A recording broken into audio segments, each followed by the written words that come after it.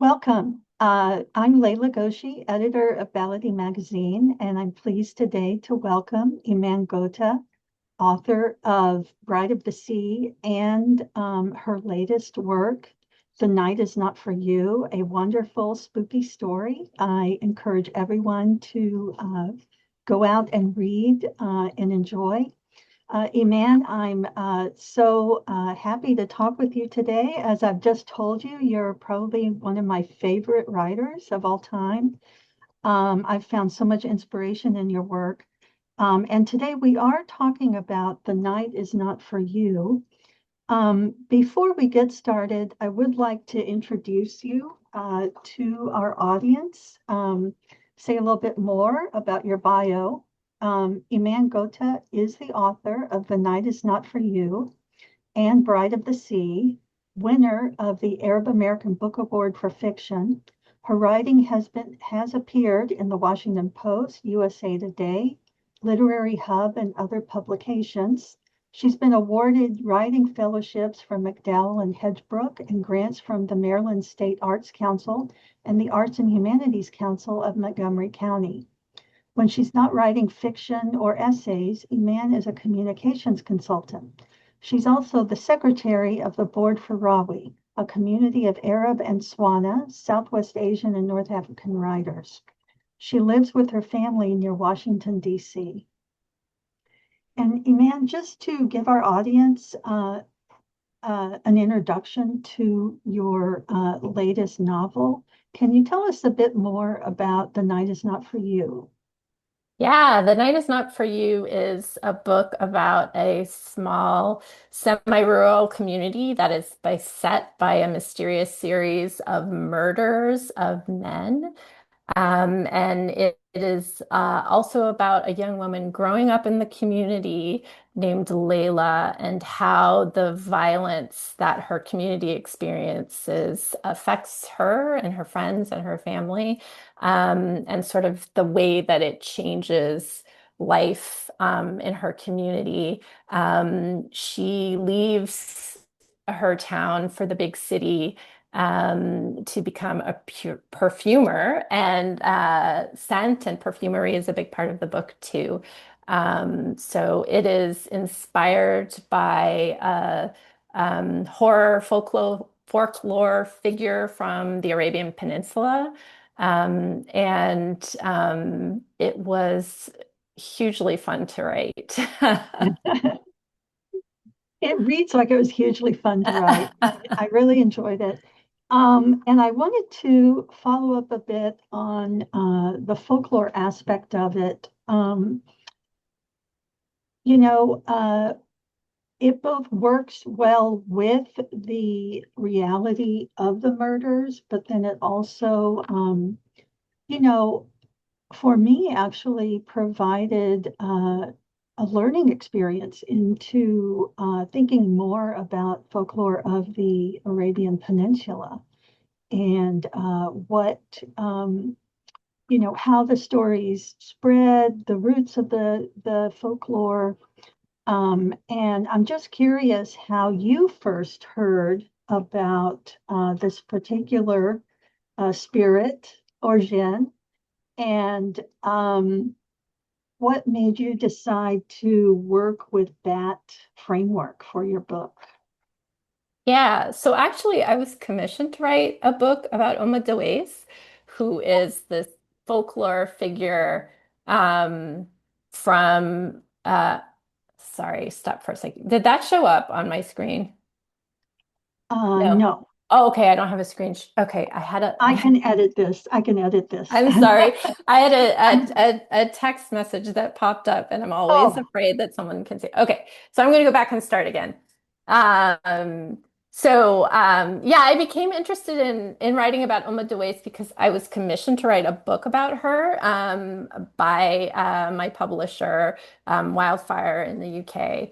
And I became more familiar with this figure by reading about her online. And so she is this sort of half woman, half donkey. She's called Uma Dawes because she has long knives for fingers. And she is said to prey on young men.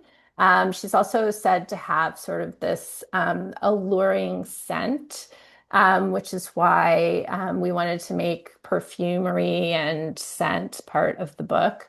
Um, so it wasn't like a folklore story that I grew up with or knew originally, but because I grew up in the Arabian Peninsula, I sort of love the idea of writing about her and situating the story in a town that was kind of loosely based on a real place in southwestern Saudi Arabia. Mhm. I didn't really grow up with these kinds of folk tales. Like I grew up in Jeddah, during a time when it was very sort of religiously strict. And I know there are families that maybe have these stories and share them, but it wasn't like something that I learned about in school or anything like that. I definitely heard a few gin stories and things, but my family wasn't really big on sharing those kinds of stories.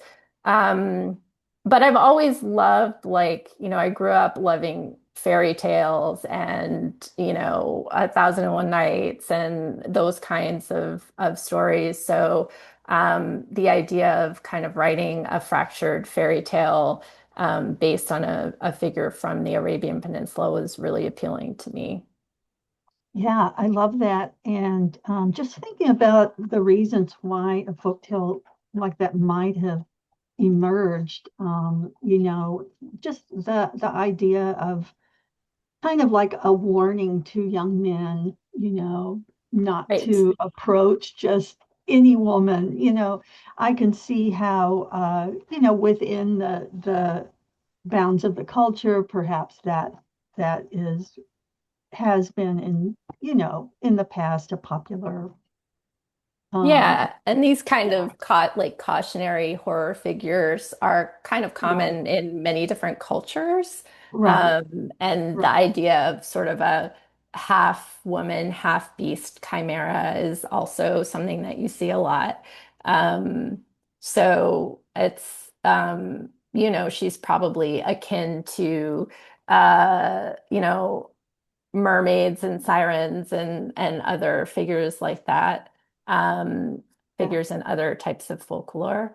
Um, so yeah, and I mean, we wanted it to be a story where, like, the question of is she real or not is always up there, right? That like yeah, it's probably, it's probably just a human like murderer, and the stories like are like inflated, and I try to like sort of give different ways of thinking about each story.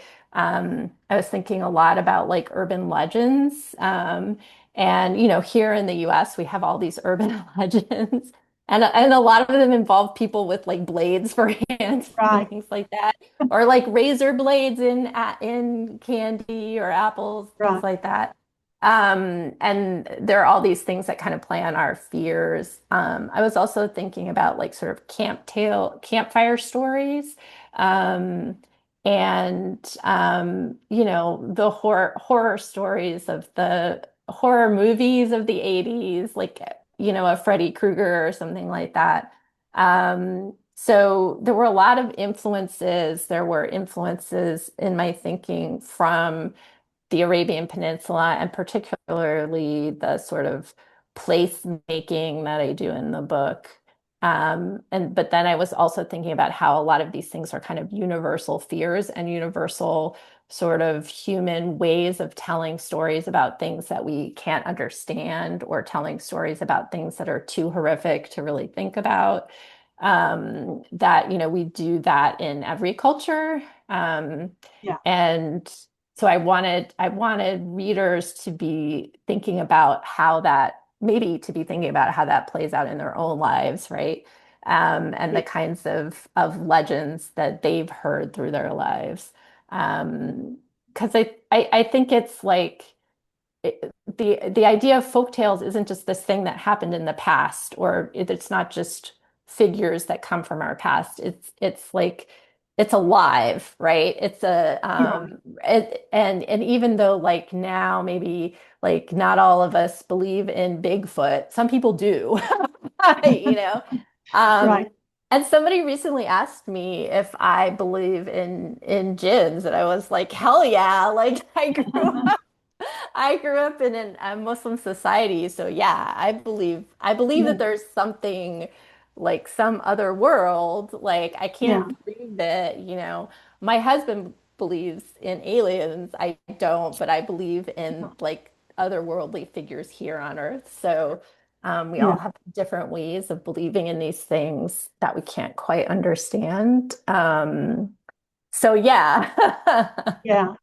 No, that's absolutely, I agree with you. And just speaking of urban legends, I don't know why, but when I did start just kind of going down the road of thinking in terms of the folklore aspect of the story, I thought of the urban legend, I guess in North Texas, I don't know if it's elsewhere, but of the choking Doberman. I don't know if Mhm. you've ever heard that No. one, but it's a woman comes home and her Doberman is choking, so she rushes him to the vet, and but then goes back home because she has to be back home because to make the story. And then the vet calls her and says, "Get out of the house right away because your Doberman is choking on a man's finger." Such a horror. It's the horror in the everyday. Right. And that's really, to make the connection with your story, it's that you draw such this a wonderful environment of it's just a very wonderful community of parents and kids and doing what parents and kids do. And the main protagonist, she's seeing the world. When we first meet her, she's seeing the world, of course, through a child's eyes. And and I do think that's what urban legends do best is that, it's the horror within the suburbs, that Mm-hmm. the undercurrent within the ordinary, peaceful, everyday, society that we all strive for.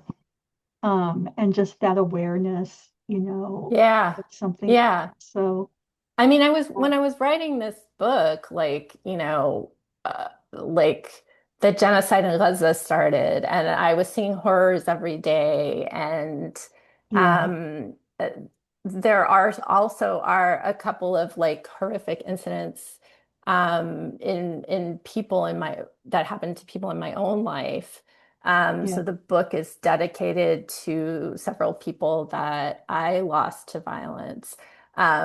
So yeah, I was definitely thinking about like everyday horrors, but also the like really out there horrific stuff that can happen that we just can't wrap our heads around, you know. And I was also thinking about how like, you know, when I tell people that I lost someone who was murdered, it like stops the conversation. You know, it's like it's very hard to get past. And so I was thinking about a whole community, and there are communities like this in our world right. that has been riven by so much violence that it's hard for anyone. Obviously, each person in that community reacts in different ways, but it's hard for anyone outside that community to really understand what they've experienced unless that other person has had some sort of similar experience. So I was thinking about that a lot in the way that I was trying to map out the arc of the whole community, Yeah. and the reasons that Layla, I think this is not really a spoiler, but decides to leave the community, right? And then what Hmm. happens to her after she leaves. Um, so yeah, so thinking about, how we've been viewing violence, how we've been experiencing, witnessing violence, that was certainly part of my thinking as I was writing this book. Um, And, in some ways you can read this book as like sort of an enjoyable horror story. Um, Yeah. there's some weird like enjoyment we get out of these kinds of stories while we're also getting scared. We enjoy being Yeah. scared because it takes us out of our real life horrors. But at the same time, I think some of the best horror really does reflect on the real life horrors, like Sinners, is Right. a horror story that is hugely entertaining and at the same time is a real commentary on the horrors of Black American life and history, right? So that's something that I think is interesting about the horror genre and some of what you can do with it if you want to, and there's some really amazing writers who are doing that right now with horror writing. Um, so horror becomes this like interesting canvas to use to talk about growing up female, to talk about, the way that, I was thinking also the way that Arab men's lives are not really valued, um, Yeah. and the way that women's lives become this like Arab women's lives become this kind of indicator of innocence, sort of, whereas Arab men are always violators, in not obviously not in my mind, but in the way that is viewed here in the US and in other sort of non-Arab contexts. And so, I was thinking about how, like, when um, we talk about the death toll in Gaza, it's like, and half of them are women and children. It's like as though the men's lives don't count. So I'm writing about men dying, but I also didn't want it just to be like you assume they're all horrible people. Maybe some of them are, maybe some of them aren't. And it's always kind of a question, like, and it's sort of like, did they deserve it? Yeah. I don't think anyone deserves a violent demise, but like, Right. but that's the question that the community is dealing with. And of course, people deal with it in different ways. And I don't think there's ever sort of a satisfactory answer. Um, but those are some of the sort of interesting things that I could like sort of think about and dramatize in a horror novel. Um, so that was a really interesting thing to be able to do. It's very different from, my first book, which was a family saga, and that's about family relationships, and those are a part of the new book. I think they're a really important part of the new book, but I'm sort of showing the traumas of life in different ways, in one Right. book through this sort of big family tragedy, and in the other book through this community trauma. Um, and yeah, I wonder what you thought, because you said you enjoyed both books, and did you feel like there was some sort of connective tissue between the two of them, or was it just like, what's Eman doing now? No, I really felt the connective tissue for me was the nuance of the individuals in both books. And just speaking to, well, what we just said about how representation of Arab men, in the media and literature. What I appreciate about this book was that, I'm thinking of one of the first victims in your book, um, was we we met the victim's family. We saw the impact on the victim's family. There was that nuance of, okay, whether the victim deserved it or not, and as you say, nobody deserves to be murdered, in that way, um, at least without trial. Yeah. That's a whole other Whole other discussion, whole discussion. other discussion. But say for now, for this setting, nobody deserves to be murdered, whatever the whispers are in the community about them. And so we did get to see his family and the response of his family and the impact on his family. And That's really what I appreciated about Bride of the Sea as well, that it got into some nuances of emotion that I do think sometimes is lost in when writers are trying to represent um, one culture to another culture. Like Mm. sometimes it can be very important to make sure that we emphasize a certain aspect of a culture, you know, and might be afraid to show the nuances, the weaknesses, the foibles, just all of those types of things that make people human. So that's something I find between both books. So it's not like a particular theme as much, except maybe honestly the theme of trauma, Mm. and how trauma plays out through families. I would say that that's a common theme, but more just from a writing literary perspective, it's the you're not afraid to give us some of that nuance, you know. Yeah, I Yeah. mean, I love that. I think I pay a lot of attention to characters, and Mhm. um, I I think if someone enjoyed the characters in Bread of the Sea, they'll enjoy the characters in The Night Is Not for You. And I w that was something that I really wanted to do, especially in the sort of opening chapters, is really give you a sense of when someone is murdered, how does it affect their loved ones? Yeah. Every murdered person has a mother and probably siblings and a father and friends um and I did think that that was a good tool for creating sort of this multifaceted society and being able to quickly give you a lot of different characters. So a lot of these characters are not hugely important. You don't follow all of them through the story. But by being able to show different ways that people grieve, you can quickly create like a whole village of people. Um, but I'm thinking about what you said about representation, and I've been on a bandwagon for a while about how like one book or one writer does not representation make, right?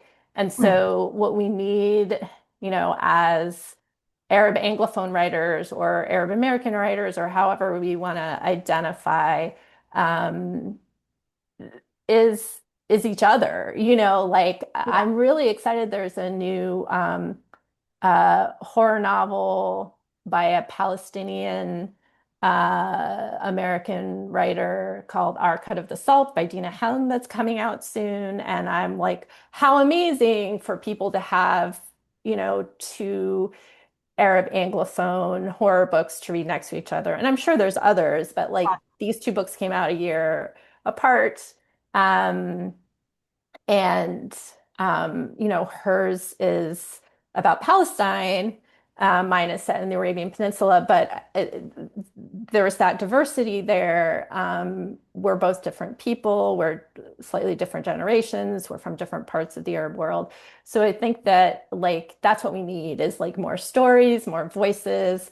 And I think being able to have my books in conversation with other books, being able to be in conversation with other writers, I feel that that gives a fuller picture than just me, right? Like, and that's, Yeah. it doesn't make sense to me. Um, so, but that's sort of the way it gets framed in our literary culture here in the US. You always have this like it's often this one. I mean, that's been changing, over the past like 10, 15 years. We're seeing much more diversity in literature, but yeah, I think that's really important. And I think that, I can tell the story in the way that makes sense to me, and then seeing how other Arab Anglophone writers use horror and use elements of horror is really cool. Because there are different ways that we can use it. As a way to talk about common themes, like there are things that we all um, find important, maybe in different ways. There are common themes that we're talking about and writing about. But when you're able to read different texts together that are working with some of the same tools, I think it becomes a really interesting way to think about that sort of tricky topic of representation, which,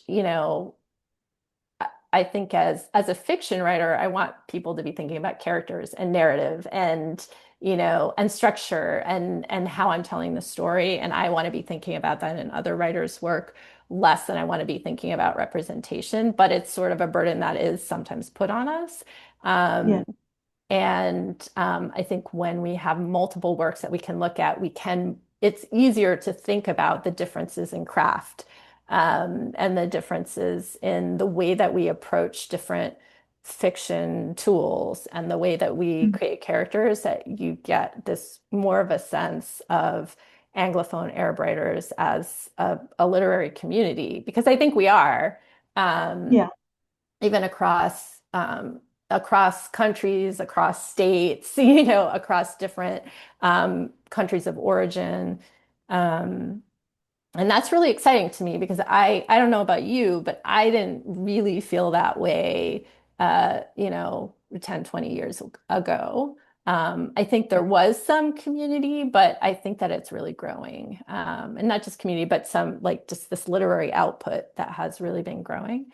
Um, and that's exciting to me as a writer. And it's also like, you know, if I can, read a novel by Noor Naga and I see what she's doing with, Mhm.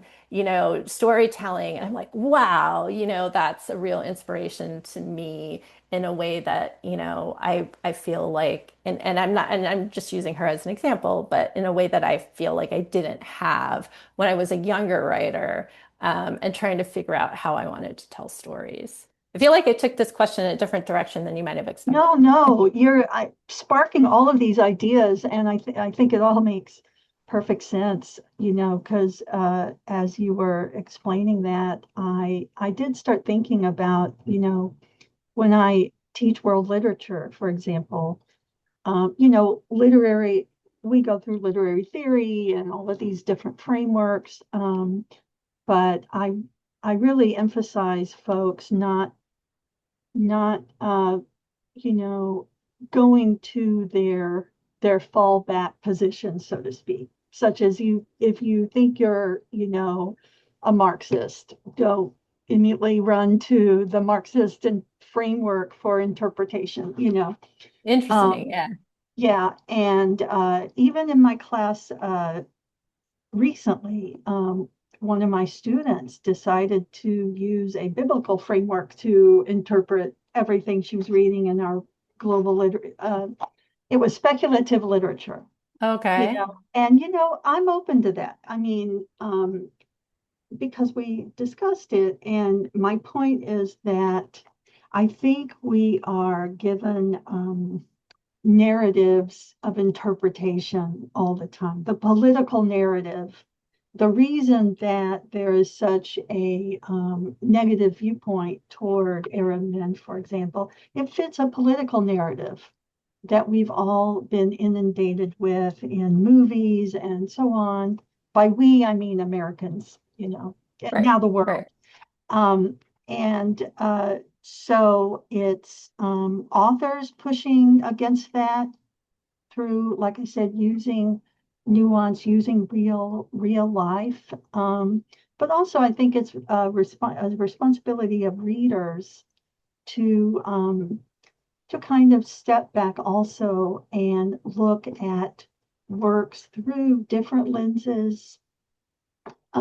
Yes, the author's lens, of course, and maybe they do have knee-jerk reactions to things, but also to step back and think, okay, what if I choose a different framework from which to read this, this time?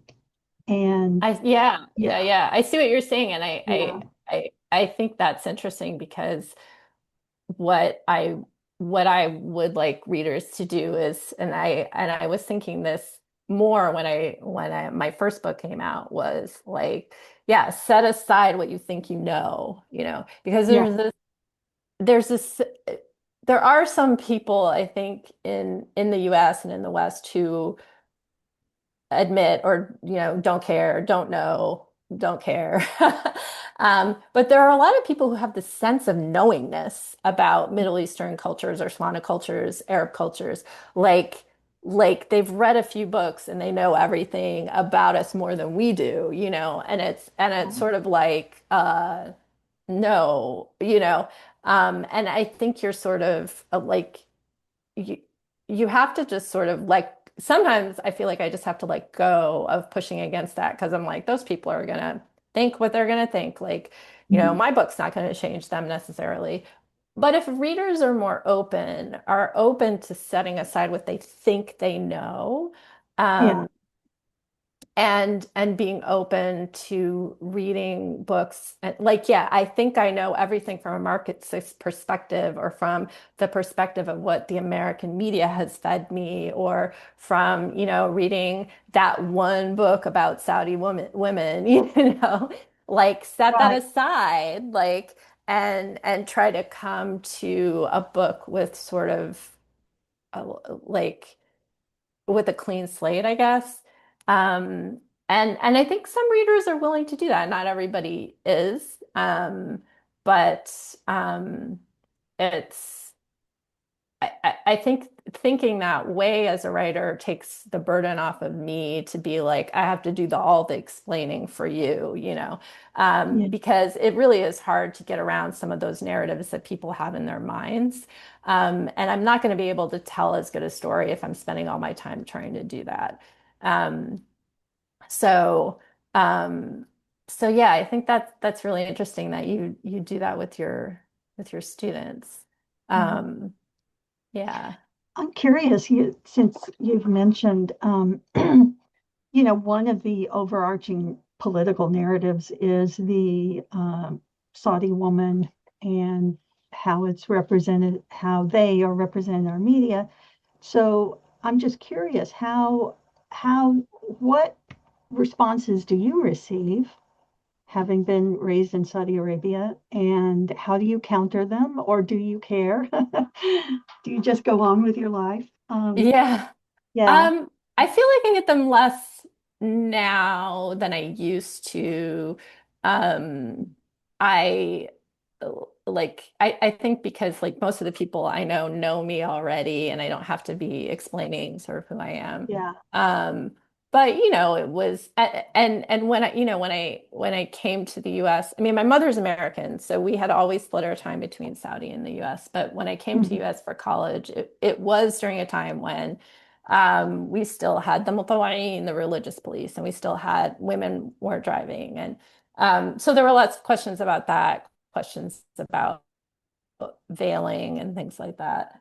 And sort of course, sort of there's that expectation that Saudi women are just like sort of downtrodden, which if you meet any Saudi women, like you realize they're really feisty. And so even if they're covered head to toe, yeah, um, you know, and so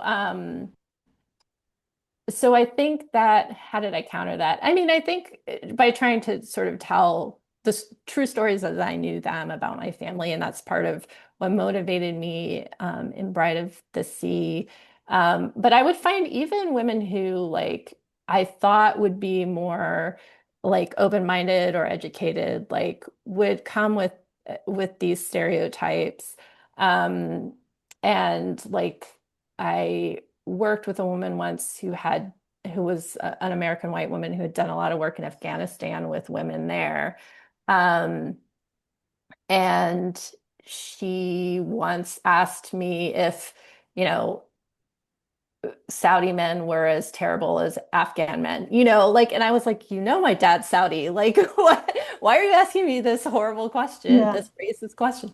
Um, so but I don't worry about that as much anymore because I do think that there are like first of all, white people aren't my main readers that I'm thinking about when I'm Mhm. writing anymore.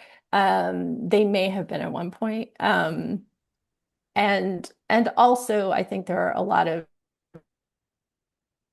people who are wanting to go into reading stories um, with an open mindset, but also because I'm also writing for other Arab Anglophone people, other bilingual people, other people who are, Muslim and American, and other people who have experienced multiple cultures. And those people come in with a different mindset and with their own sort of having had experiences of having had to push back against stereotypes.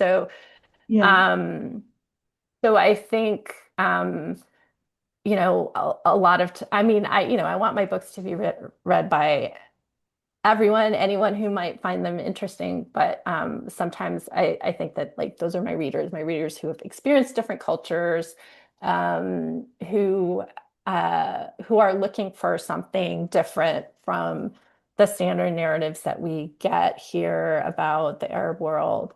And of course, like I said before, like mine is not the only perspective on things. There are many.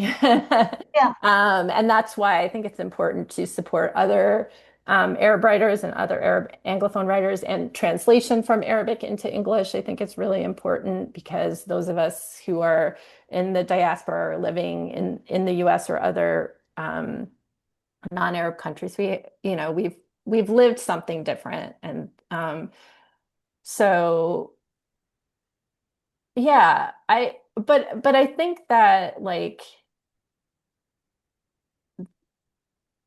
while the sort of narratives and stereotypes are there and in my mind, they're not the big thing that motivates my choices as a writer. Um, and I was thinking during your earlier question when you were talking about your student who used a biblical analysis. Um, After I wrote Bride of the Sea, I talked about sort of how I wrote about the Islamic book, and that a lot of times when we're talking about Islam, we're talking about the practices and the beliefs and the faith. But I felt that the Islamic storytelling tradition was a huge influence for me on my literary output. And so, I wrote about sort of what that meant to me and what that means like as a craft choice, and how, kind of analyzing myself from that perspective.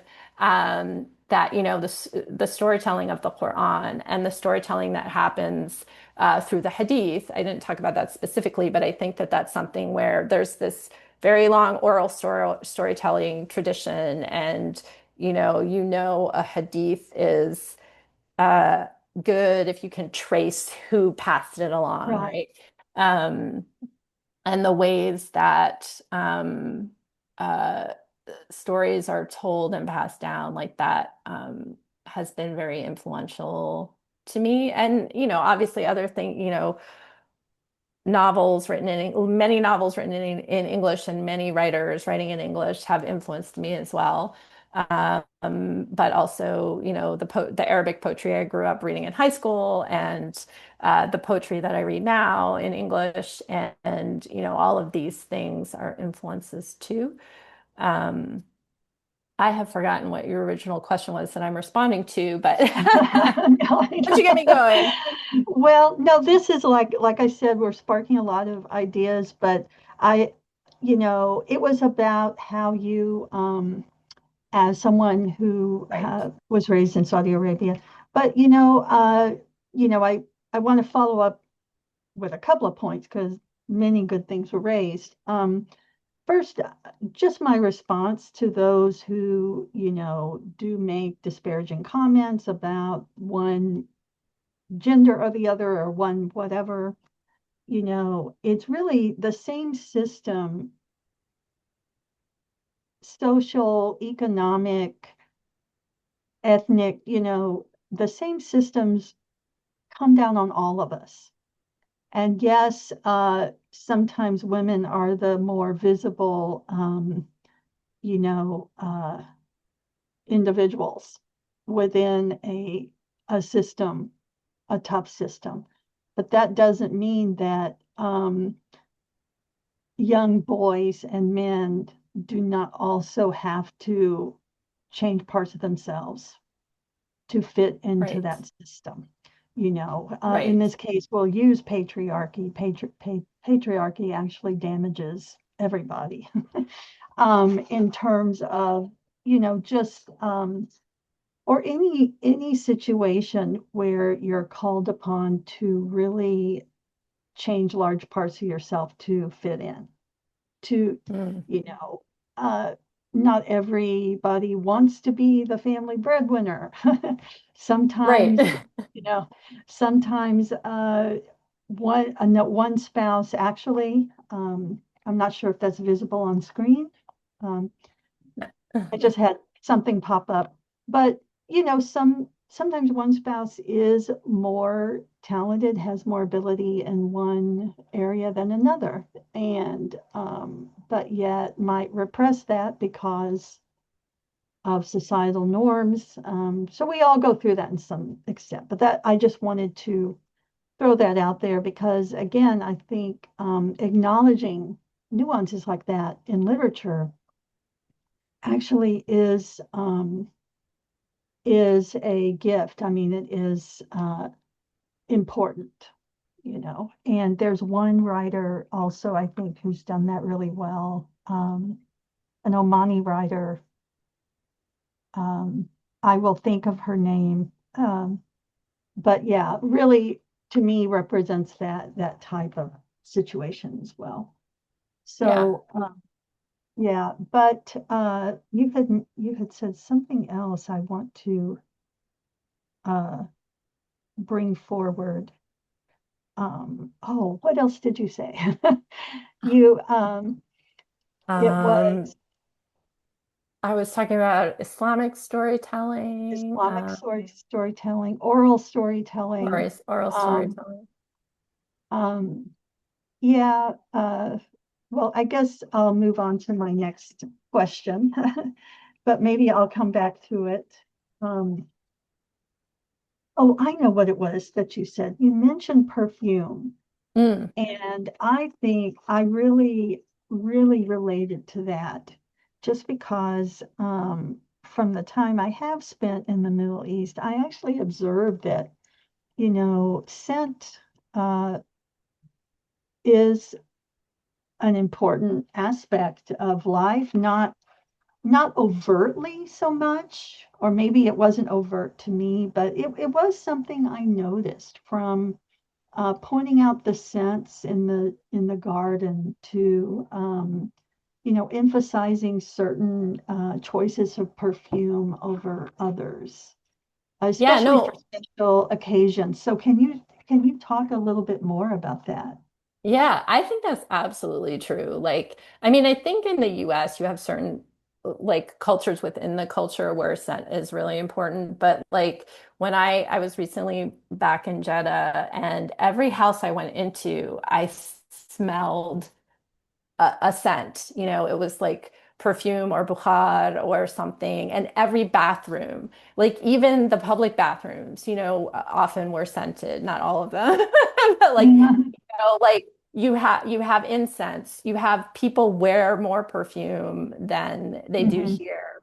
And I just smelled it everywhere. Like mhm, and then other scents too, but I think the sense that people put in the rooms and on their bodies, like or the smell of mu'assal being smoked, these things were like really hitting me. And then when I came back here, like I just don't smell as many smells like that, And so I think you're absolutely right that it is like smells are a big part of the culture. Incense in the traditional sort of Bedouin culture was the way that you said goodbye to someone when they came to your house. Like there's a saying, and I can't remember it in Arabic about when you smell the bukhar, it's time to leave, you know.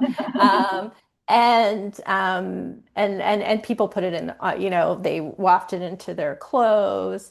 Um, so yeah, it's definitely something. And then the way like some greetings, like, sabah al ful wal yasmin, um greeting people good morning with flowers, which those flowers are very have a very strong smell. Um, so yeah, and so having it be part of, but I personally don't wear a lot of perfume. I'm not really a scent person. Mhm. And so I did research. And especially because Layla becomes a perfumer, I wanted to understand how you make perfumes. Um, and so there were a couple of books that I read, and they're mentioned in the acknowledgments. That helped me to understand perfumery as an art, and to understand how perfumers experience scent. And then I got a bunch of scent samples, and it was really interesting to read about how like some scents that people enjoy are not necessarily like the pretty ones, like there are some scents that are like more gritty or garbagey or, musky. And so that was really interesting to learn about and to try to, weave that into the story, and create a character who, unlike me, is very attuned to scent and loves creating using scent. Um, so that was a really fun part of the book to write, and it was a little bit of an antidote to all the violence um, that I wrote in the sections where the murders happen. Um, and yeah, scent is so important. It's a really, I think, often under thought about scent, especially like I think in sort of where I live in the US. Um, and and I did enjoy when I was back home realizing, re-experiencing how scent plays such an important role in the culture there and the ways that people adorn themselves and their houses. So Yeah. And it plays a role, I think, in literature, using writers who like will use scent as a way of memory.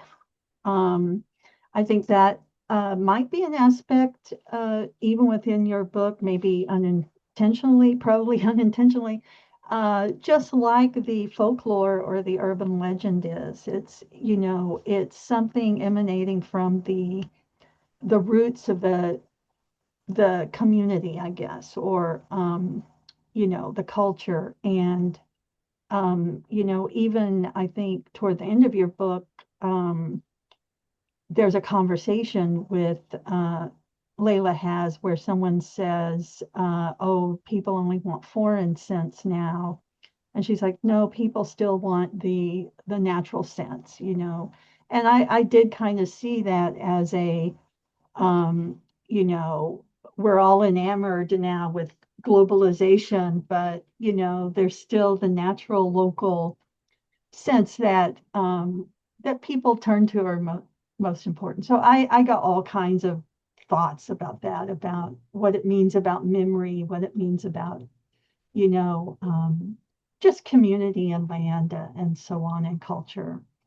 yeah, So absolutely. There's like if I smell honeysuckle, like when I'm on a walk, like it takes childhood ago. And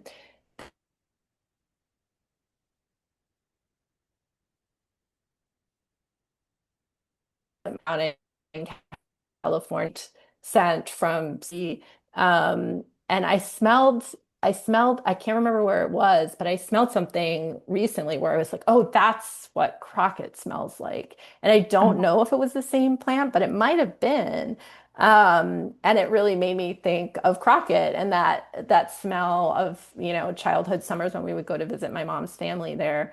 Um, Yeah. so yeah, and I think if if I smell a sort of like incense smell of bukhar or sandalwood, like I'm going to be thinking of Jeddah. Yeah. Yeah. I'm going to be thinking of weddings. So it does do that. But I think also like scent is something um, that in the present is very kind of like it takes you to a different place. Like when you smell a perfume, um, you feel a little bit transported, like Yeah. maybe the person next to me is wearing this perfume and they're transporting me to an orange orchard or whatever. Like they're transporting me to a more sophisticated place where people smell really good. Um, and so I think that aspect of scent is in the book too, where Layla wants to sort of transform her life, and scent is a big part of that. And sort of Yeah. selling scents to people, especially people, because oftentimes the best scents are very expensive, right? So Yeah. she's selling this idea of scent, this sort of rich scent to people who can afford it, and that is sort of how you see sort of how she views herself within the new place, the new city that she moves to, and the different kind of strata of society that they have in the city compared to where she comes from, which is like a Yeah. smaller village. Yeah. She transformed herself. And, as I was thinking about it too, she's kind of a cultural preservationist at the same time. I mean, by drawing from the natural, and Mm, not um, cottoning on and embracing,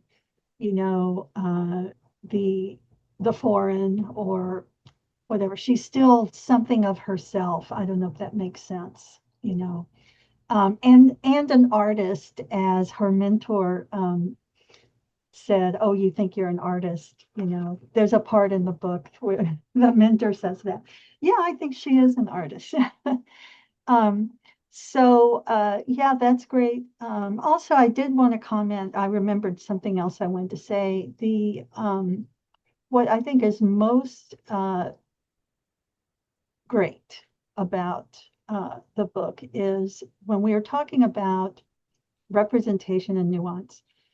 You know, I came into the book reading everyone as people, not as this is an Arab person or this is an American person or it was just here are some people and here are some things that are happening. They mm, do, they do have their Arabic names, their references, but that really strongly stood out to me that it's while it has its cultural nuances, uh, it also has like an everywhere quality, mm. an every place quality. I don't know if that makes sense. Which, No, yeah, I think you I know, think it does. Yeah, yeah, like I mean, I think maybe to some readers it might feel I get the sense that to some readers it might feel not Arab enough. But whatever. yeah, uh, I was kind of taking notes from writers like Mohsin Hamid and yeah, Italo Calvino and Jorge Luis Borges, who write these like they're clearly coming from very specific places and traditions, but they mhm, also write these places that are like real, not real, a place that you can recognize, but also a place that you can't recognize. And I think that gives their writing this sort of specific, but also like what's the word that you just used? Like, yeah, it is about people and not just about a certain kind of people. And it right, gives it also a little bit of a fairy tale quality, even when the right. details are very real life. Especially like in a book like East West or um, is that what it's called? East West, or Exit, like how to exit get west. filthy rich, exit west, Yeah, yeah, or how to get Filthy Rich and Rising Asia, like these Yeah. books have really specific details, but at the same time, they feel like a real life fairy tale, right? And I kind of wanted that kind of sense. Um, but also I was like kind of thinking a little bit about like I wrote about sort of how different Saudi writers and creators have written about faith in Saudi Arabia. And this book wasn't trying to portray a specific like Saudi milieu or anything like that. Yeah. It's a horror. It's a like Right. folklore It's a inspired fan. horror Yeah. novel. But Yeah. like I think it's the case of a man called Kay, which is about this guy working in this like sort of soulless job, and then he gets cancer and he gets sick, and his life starts to change, and his viewpoint starts to change. It's written by a Saudi author who I can't remember his name. Um, but in the beginning, you're like, like you're in this place that feels very like it's very global workplace. Everybody's wearing khakis and Right. Skechers, except for like one guy who wears like, Mm. traditional clothing. And and so it does feel kind of like it's very clearly Saudi, but it could be anywhere. It could be Right. my old cubicle in DC. Um, and then later, he's like, the relationships with like family and with religion are very interesting. And he talks about like his grandfather as being sort of like the Kaaba of the family. And Mhm. that's such a like Saudi way of thinking and such a Saudi image, like um well, there are other countries, but this is a country that has like this very important, religious symbol and symbolism at the Right. center of its, in the country and at the center of life. Um, and so I thought it was such an interesting image, and it suggests these ideas of like false gods, like he talks about the family rotating around the grandfather as though he's the Kaaba, and it's like, work is a false god, family can be a false god.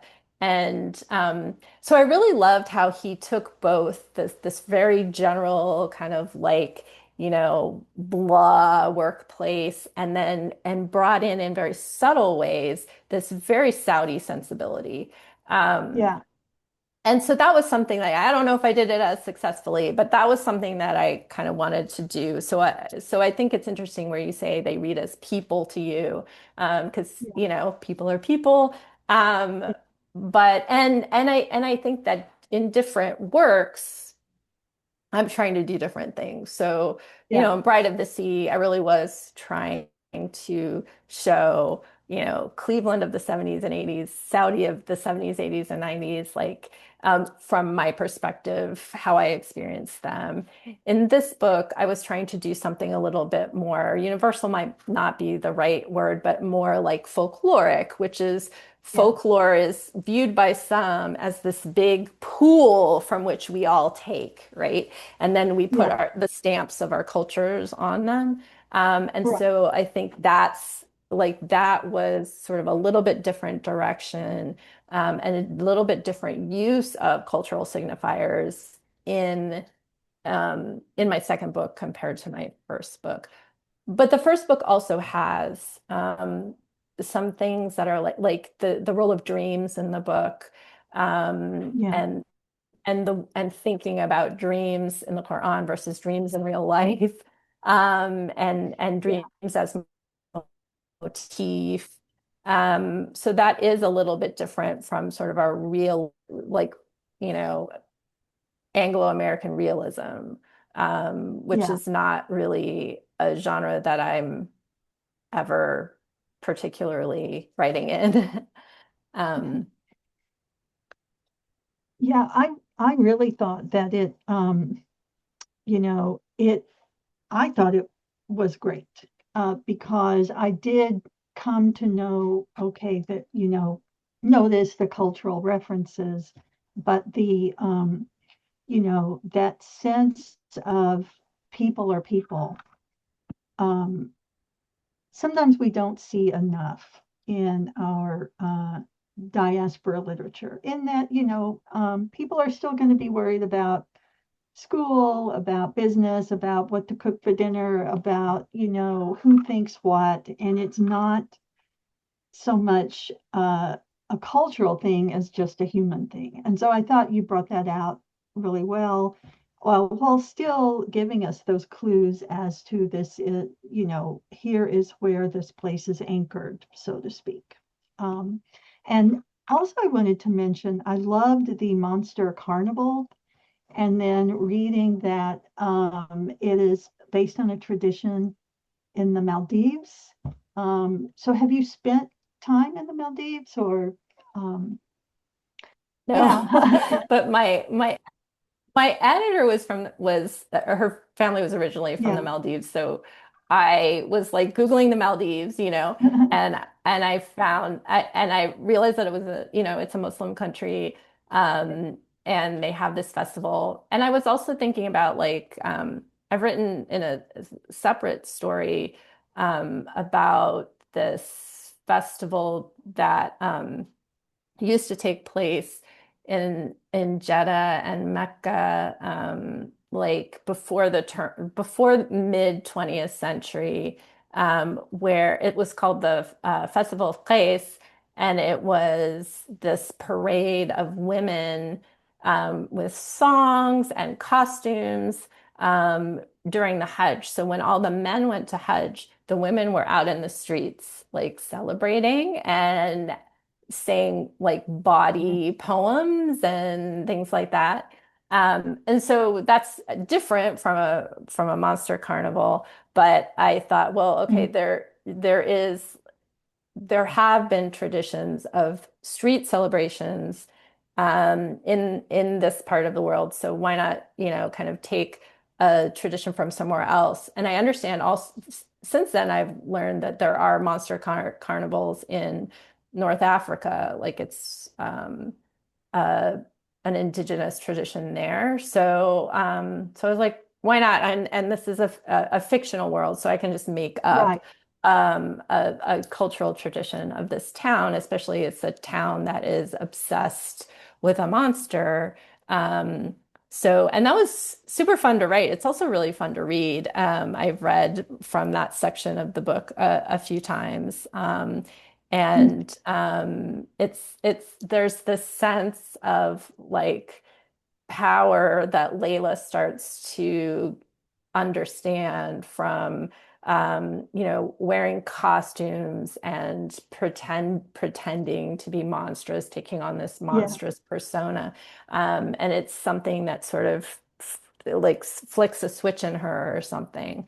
Yeah. Um, that monstrosity is not just something to be afraid of, but it's also something to sometimes embrace, right? And try to make your own.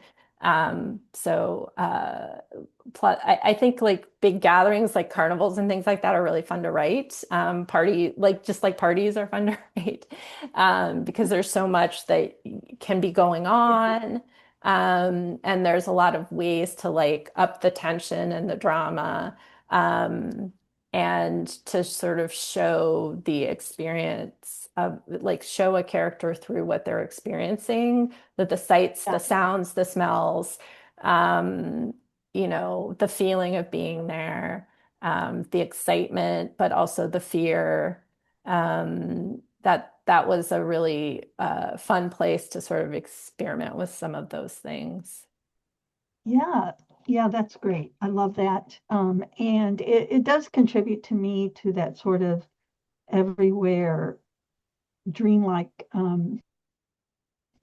that everywhere quality, it's a kind of a fantasy world, but kind of not. And so I just enjoyed that a lot. So, well, I um, I have no further questions. I really have enjoyed speaking with you You today. too. Yes. Is there anything else you'd like to add about your work? Um, I'm working on a few new things, so stay tuned. And Good. yeah, and I thank you so much for having me. It's been really fun to talk about the book and to hear your thoughts on it. Yeah, And I also want to thank you for the work you're doing on Baladi. It's great to see another publication that is focusing on voices from Southwest Asia. So, yay. yeah. Yes. Thank you for saying that. And I just want to recommend to everyone again, please check out The Night Is Not For You. I think it's a wonderful book, and I'd love to hear your thoughts about it after you read it. So thank you for joining us today. And thank you, Aman. Thank you. You're welcome. Stop.